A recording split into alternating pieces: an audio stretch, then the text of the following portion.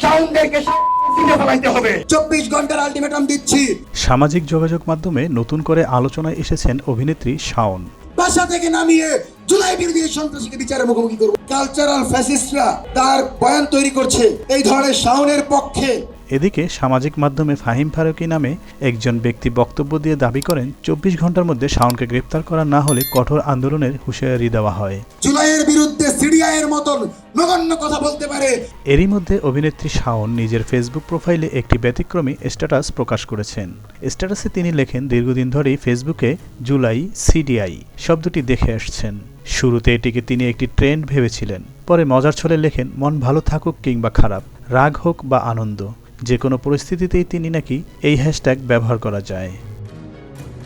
সবশেষ তিনি লেখেন, আজ যেহেতু 1 জুলাই তাই আমি লিখলাম হ্যাশট্যাগ জুলাই সিডিআই এবং ছবির কৃতজ্ঞতা হিসেবে উল্লেখ করেন চ্যাটজিপিটি ভাইয়া বলে।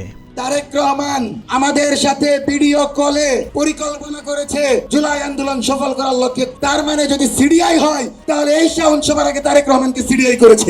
শাওনের এই পোস্ট প্রকাশের পর সামাজিক মাধ্যমে শুরু হয়েছে ব্যাপক আলোচনা। কেউ এটিকে ব্যঙ্গাত্মক মন্তব্য হিসেবে দেখছেন, আবার কেউ বলছেন এটি শুধুই রসবোধের প্রকাশ।